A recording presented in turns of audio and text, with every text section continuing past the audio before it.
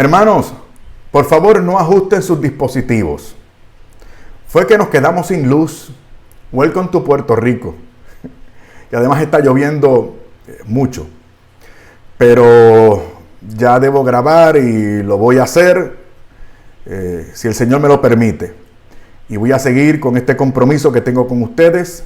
Si el Señor me da salud, me lo permite. Y si ustedes me siguen dispensando el favor de su atención.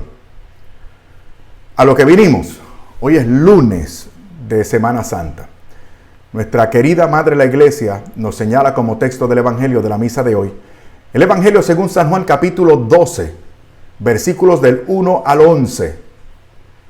Capítulo 12 de San Juan, versículos del 1 al 11.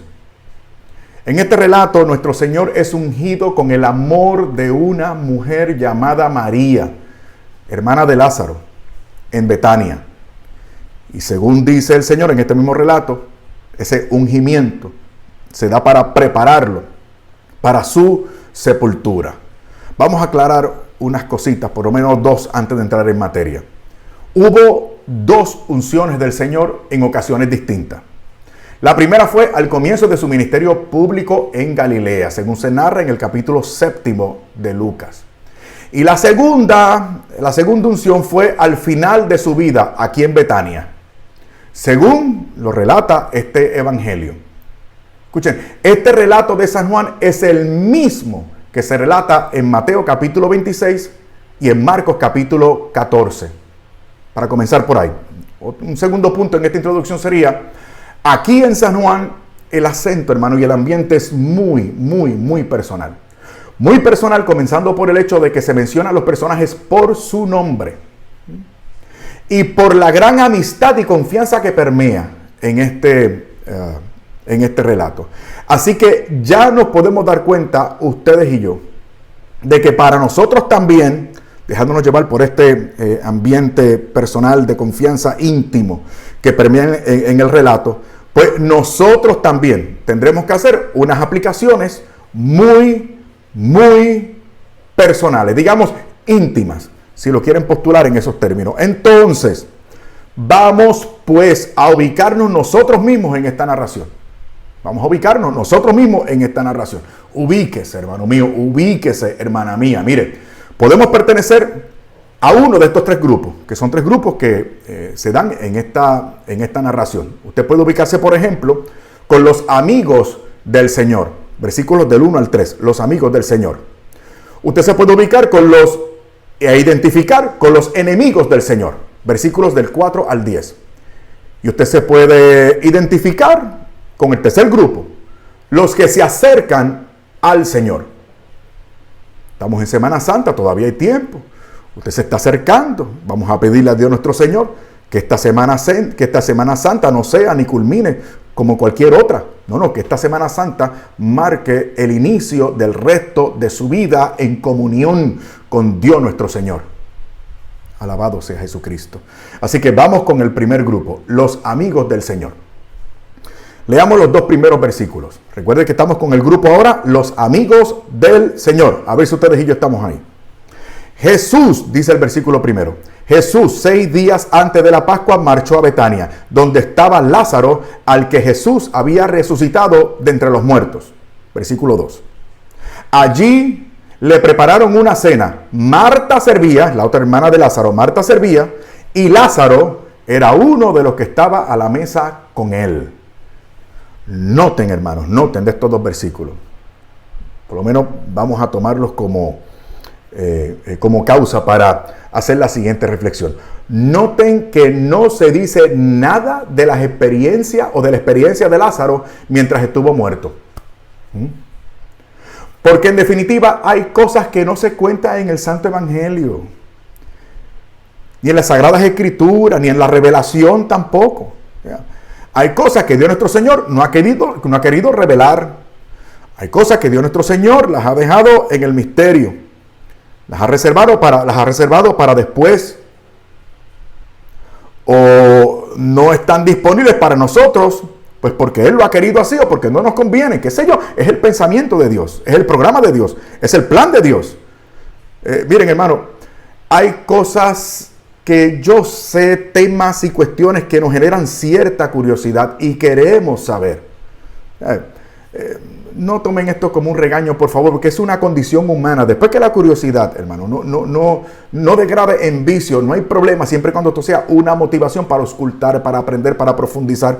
Pero hermanos, no se desesperen ni se preocupen por cosas que se presentan enigmáticas o confusas o misteriosas y no encontremos de parte de nuestra religión una explicación clara y directa. Tranquilos, hermanos, estamos a la merced del amor y de la providencia divina, que es lo que realmente nos importa y lo que realmente nos conviene. Entendámoslo o no lo entendamos. Dios está en control, Dios está en control. Versículo número 3. María, tomando una libra de perfume de nardo puro, muy caro, añade, ungió los pies de Jesús y los secó con sus cabellos. La casa se llenó de la fragancia del perfume. Esto es bello. Hay algunas frases que debemos aclarar de este versículo 3. Primero, se dice que era un perfume de nardo puro y muy caro. El perfume de nardo, mis amados, era un aceite muy fino que se extraía de la raíz de una planta que se daba o crecía en la India. O sea, era algo muy exótico. Era algo raro, era algo apreciable y, como vamos a ver, muy caro también. O sea, no, y además se dice que era puro, o sea, lo que acentúa su gran valor y su rareza. También se dice el precio. La cantidad de perfume, una libra. La libra era una unidad de peso básica entre los romanos. Estamos hablando de 320 gramos. O sea, poco más de 11 onzas. O sea, bastante. Ustedes saben que me parece que por lo menos el frasco más grande que yo he visto de perfume disponible para compra son 8 onzas. Estamos hablando de 11 onzas. O sea, de mucho perfume. Y se añade que era muy caro, muy caro. Y sabemos por el precio... Y sabemos el precio por lo que Judas Iscariote sugirió que pudo haberse vendido en el versículo 5. Estamos hablando de 300 denarios. Dado que sabemos que el salario de un obrero promedio era de 1 denario por día, sabemos pues que 300 denarios serían el salario total de un año para un obrero.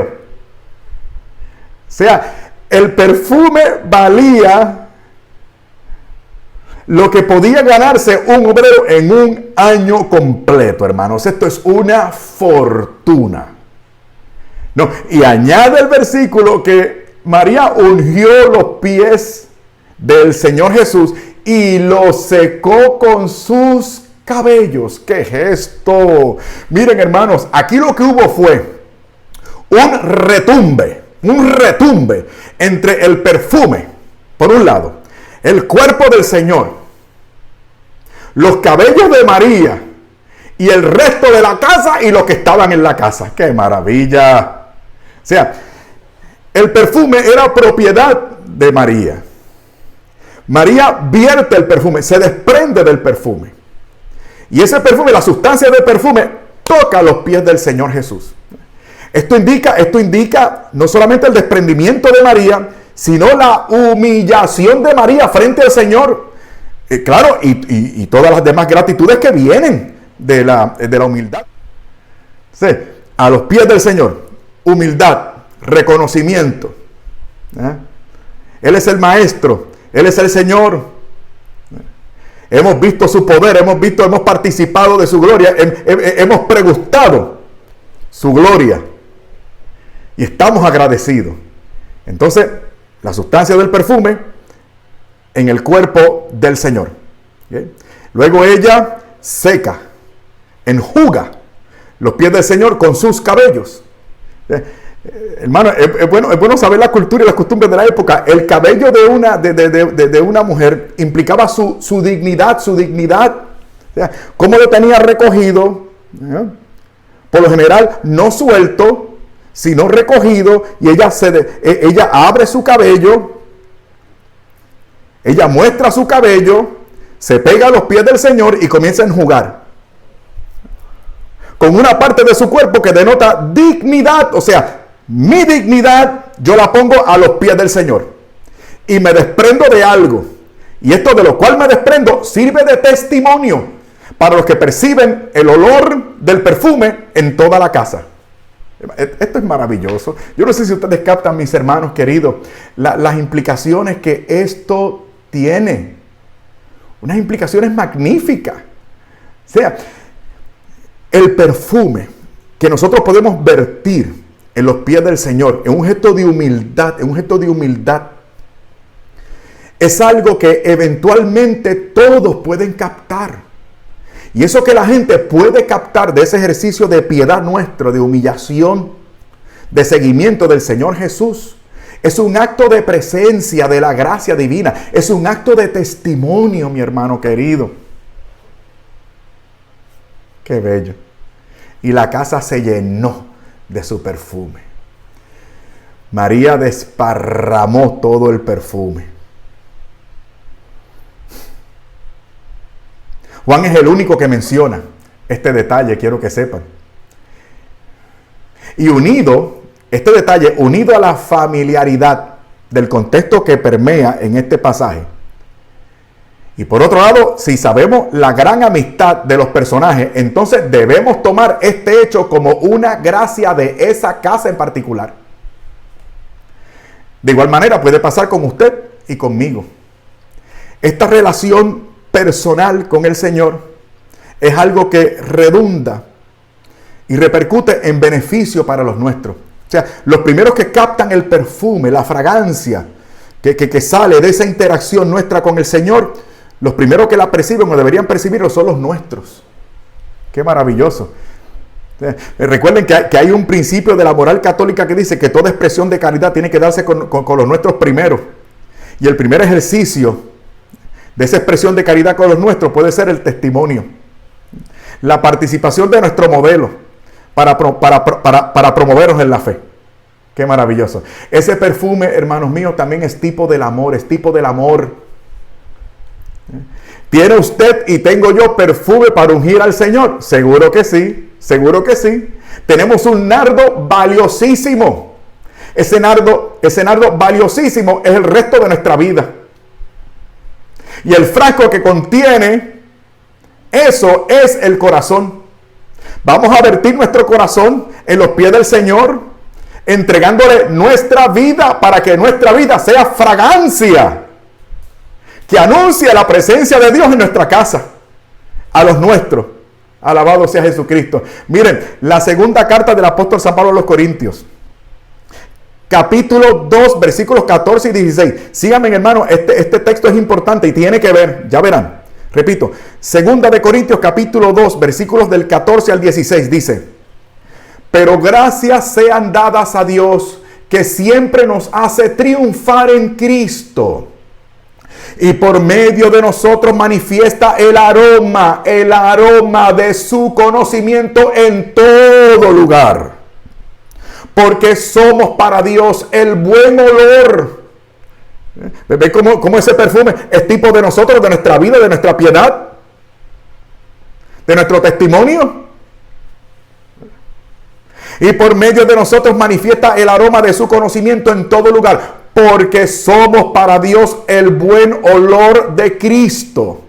Esto es fuerte, escuchen. Entre los que se salvan y entre los que se pierden. Para unos, olor de muerte y para muerte. Para otros, olor de vida para la vida. Y para esto, ¿quién es idóneo? ¿Sabe lo que San Pablo tiene en la mente para dar este ejemplo? Cuando entraban los generales romanos, por lo general se hacía una ofrenda de incienso a los dioses de ellos, pero también en honor a los generales que habían conquistado esa ciudad para el imperio.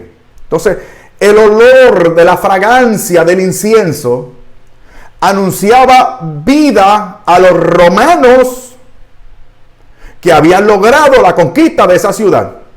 Y el mismo olor anunciaba la muerte para los enemigos capturados.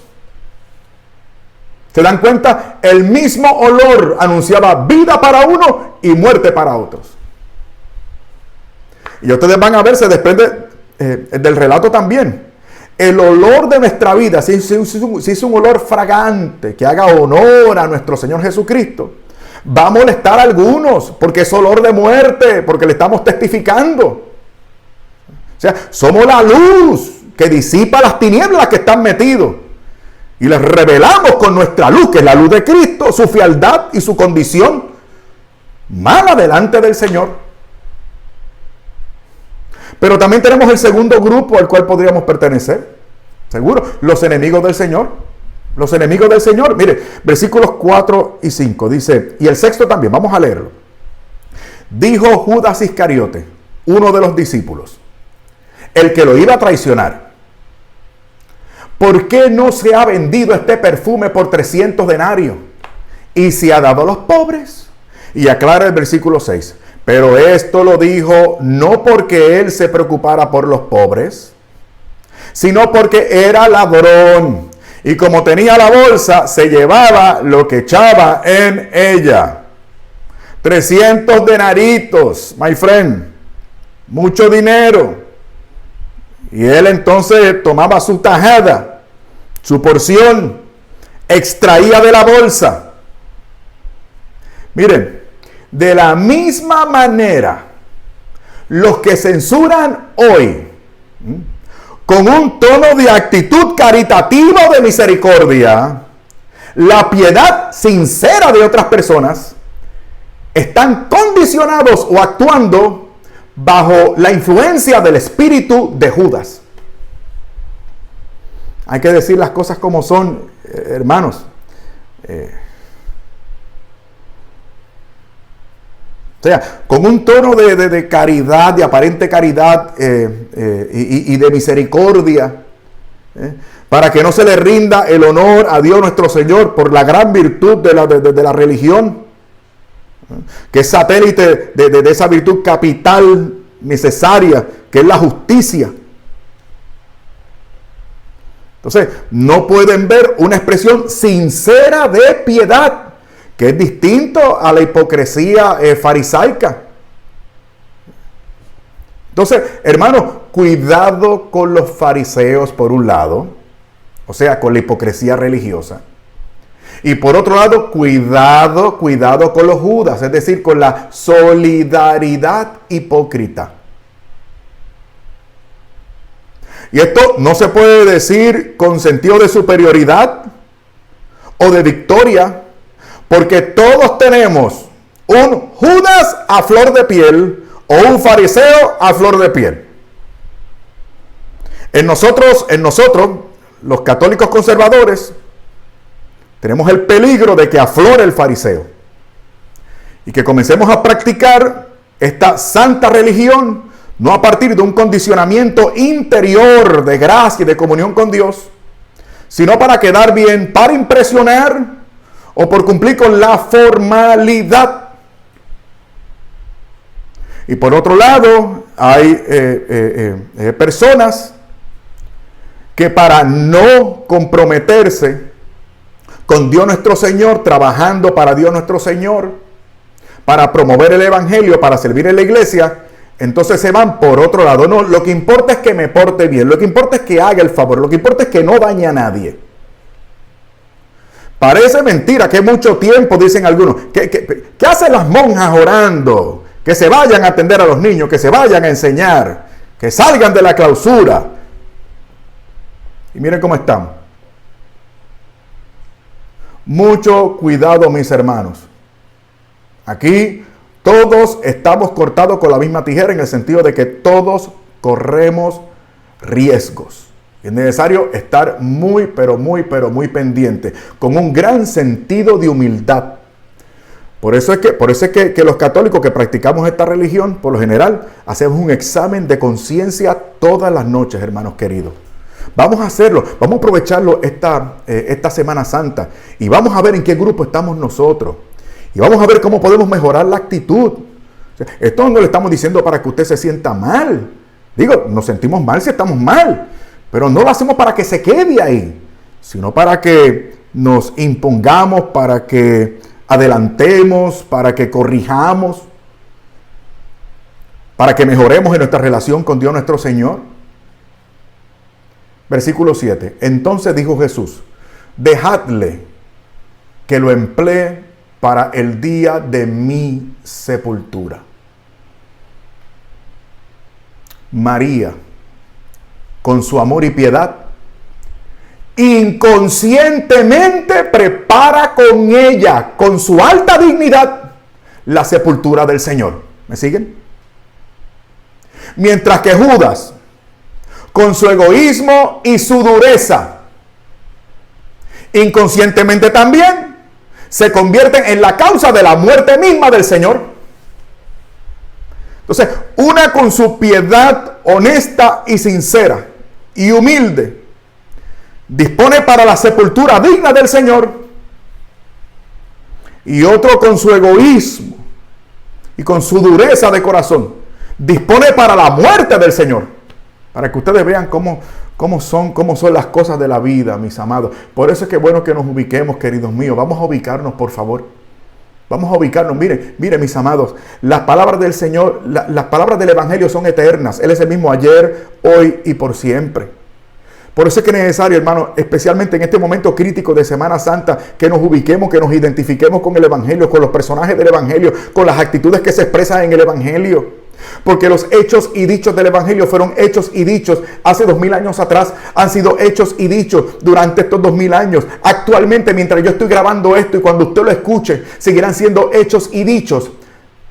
Y los hechos y dichos del Evangelio seguirán siendo y diciéndose por el resto de la eternidad.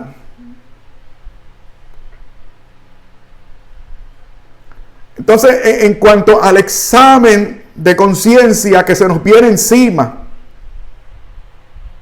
por medio de la sobrenaturalidad de la palabra, hermanos queridos, nosotros entonces debemos responder, identificarnos con esta palabra y responder. Aprovechemos. Bueno, otra cosa importante, hermanos míos, el versículo 8. Dice, porque a los pobres los tenéis siempre con vosotros. Versículo 8, porque a los pobres los tenéis siempre con vosotros, pero a mí no siempre me tenéis. Una aclaración y una aplicación. No es de mi competencia tratar aquí un tema tan complicado como las causas de la pobreza. Cada vez que veo a alguien desde el punto de vista de religión hablar de economía, tomar posición en términos de cosas ideológicas o sistemas económicos, eso es terrible. Entonces, no es de mi competencia tratar aquí un tema tan complicado como las causas de la pobreza. Tampoco es de mi competencia establecer juicios superficiales que no toman en consideración la complejidad de la economía.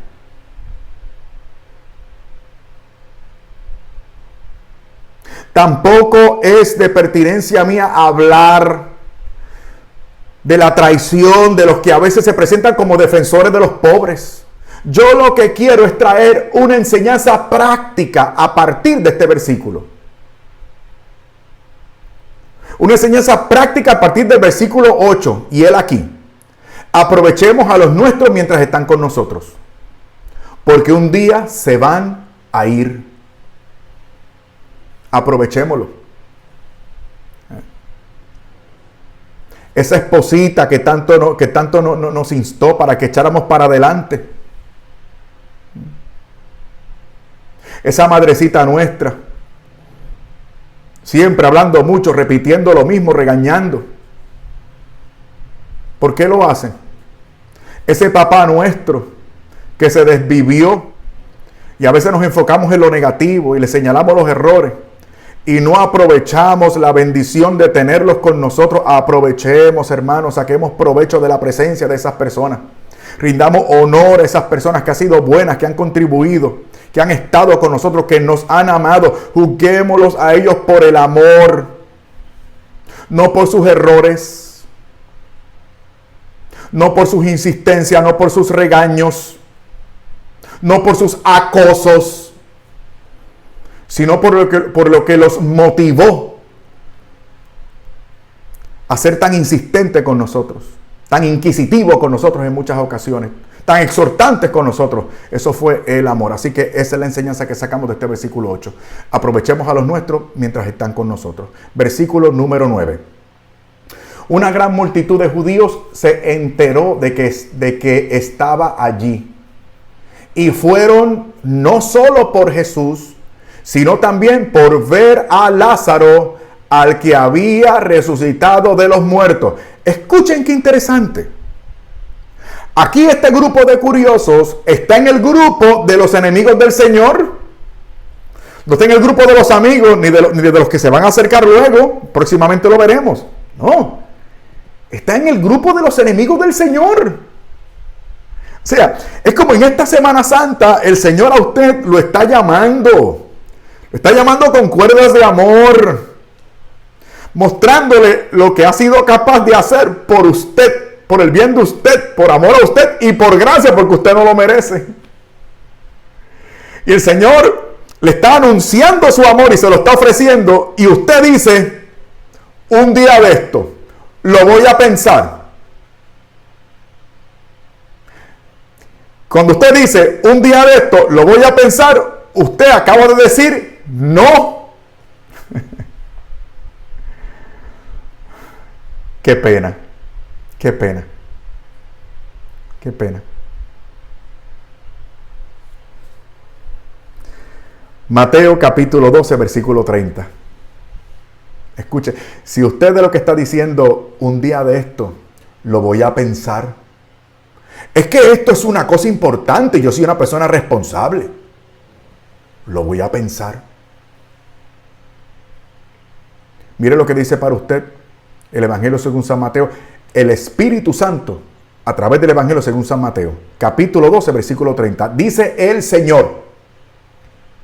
Y con esto me callo la boca y sigo con el versículo 10, porque usted es inteligente, usted va a captarlo. Dice: el que no está conmigo está en mi contra, y el que no recoge conmigo desparrama. Para buen entendedor, con pocas palabras basta. Pero usted es inteligente. Usted es inteligente y usted se va a agarrar de la misericordia de Dios. Usted va a aprovechar. Usted no va a seguir como va. Usted se va a abrir a la gracia. Usted se va a entregar al Señor Jesús y va a comenzar a vivir para Él. O sea, en otras palabras, va a comenzar a ser feliz. Y su vida va a comenzar a tener propósito. Versículo número 10. Y los príncipes de los sacerdotes decidieron dar muerte también a Lázaro. Ay, ay, ay. Y los príncipes de los sacerdotes decidieron dar muerte también a Lázaro. Oye, estos tipos se las traen. Dice, los príncipes de los sacerdotes o los principales sacerdotes. ¿Se refieren, hermanos, al Sanedrín?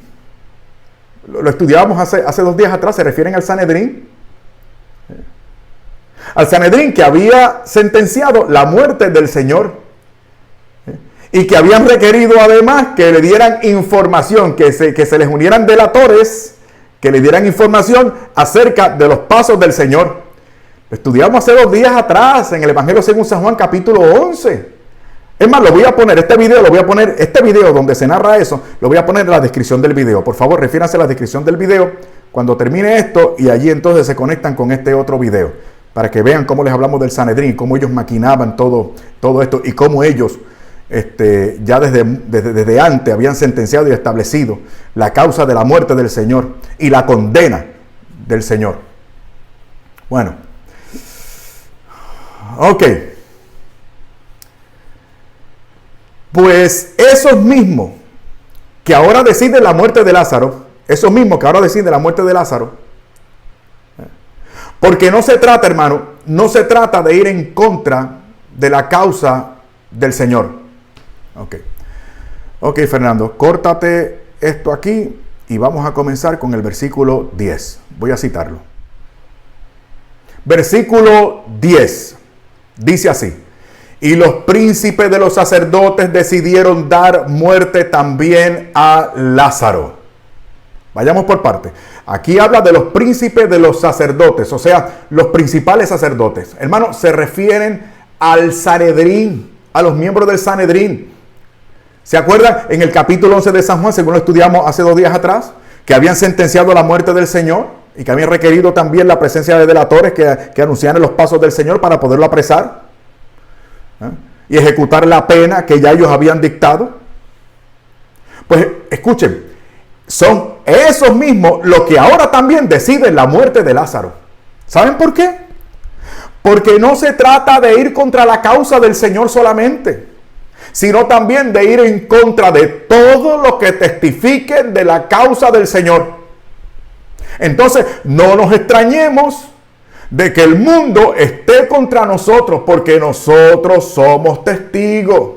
Nosotros somos la evidencia de lo que el Señor ha hecho con nosotros, de lo que el Señor quiere. Nosotros también, a través de nuestra proclamación y testimonio, estamos convocando a otros para que se unan. Mire, el Evangelio según San Juan, permítame leer esto. Evangelio según San Juan, capítulo 15, versículos del 18 al 22. Evangelio según San Juan, capítulo 15, versículos del 18 al 22. Dice así: si el mundo os odia, está hablando el Señor Jesús, si el mundo os odia, sabed que antes que a vosotros me ha odiado a mí. Si fuerais del mundo, el mundo os amaría como cosa suya. Pero como no sois del mundo, sino que yo os escogí del mundo, por eso el mundo os odia. Acordaos de las palabras que os he dicho. ¿No es el siervo más que su señor? Si me han perseguido a mí, también a vosotros os perseguirán. Si han guardado mi doctrina, también guardarán la vuestra. Pero os harán todas estas cosas a causa de mi nombre, porque no conocen al que me han enviado. Concluye el versículo 22. Si no hubiera venido y les hubiera hablado, no tendrían pecado, pero ahora no tienen excusa de su pecado. ¿Se dan cuenta? Nos desprecian porque con nuestro testimonio y nuestra proclamación le anunciamos a ellos lo que tienen que arreglar. Y eso les molesta. Ahora vamos para el tercer grupo, los que se acercan al Señor. Amigo querido, si usted ha estado alejado de Dios nuestro Señor, de la iglesia, de las prácticas sinceras y honestas de piedad de nuestra maravillosa fe cristiana y católica, ubíquese aquí. Ubíquese aquí, en el grupo número 3, que son los que se acercan al Señor. Los que se acercan al Señor. Dice el versículo 11, porque muchos por su causa se apartaban de los judíos y creían en Jesús. O sea, se apartaban de los judíos y creían en el Señor Jesús. Esto es una frase fuerte, hermano, es una frase fuerte. Es una frase fuerte que denota una resolución firme. Ojalá así sea la resolución suya de ahora en adelante, hermano querido, hermana querida. Ojalá esta sea la decisión. Decídase firmemente por Jesucristo el Señor. Como hicieron esta gente. Se desafiliaron. Se desapegaron de la influencia de los principales sacerdotes y de los saduceos y fariseos también. Porque sabía que iban por mal camino. Y se acercaron a la fuente de la gracia, que es Jesucristo el Señor. Pero debo hacer la salvedad. Esto no es revolución. No. Esto no es falta de respeto. Porque sabemos también por la cultura judía de aquella época que personas así no faltaban, cuando se desapegaban incluso de estos líderes religiosos, jamás osaban faltar el respeto, ni dejaban de aceptar su autoridad en términos del gobierno político e incluso también de su poder judicial.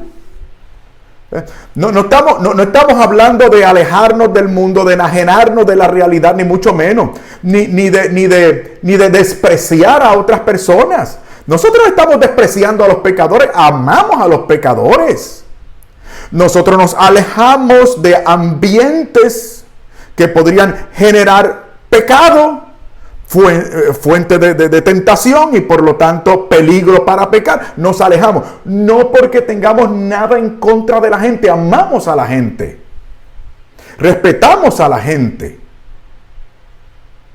y entre los que ellos hay que merezcan nuestra adhesión o sometimiento a la autoridad de ellos, también lo vamos a hacer. Pero como dice la Santa Biblia también, nosotros servimos y obedecemos a Dios más que a los hombres. Cuando estamos en esta disyuntiva, el Evangelio o las leyes y los idearios de este mundo es el Evangelio, es Jesucristo, es el Señor, es la fe. Y mediante lo que nos toque padecer, seguimos dando testimonio para que eventualmente esta gente pase y se una a este grupo de los que se acercan al Señor. Bueno, entonces vamos a concluir. Concluyamos de la siguiente manera. Mire, todo obra para bien. Aunque no siempre sea cómodo, aunque conlleve controversia o lucha, como le pasó al Señor, todo terminó obrando para bien.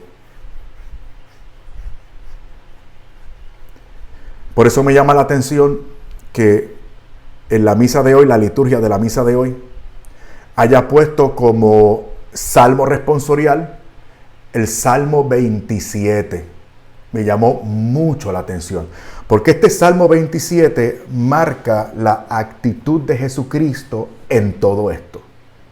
O sea, no piense que por la agonía del Señor en el Getsemaní, que fue un momento que Él tuvo que padecer para servirnos de ejemplo, de modelo, de inspiración y de fuerza.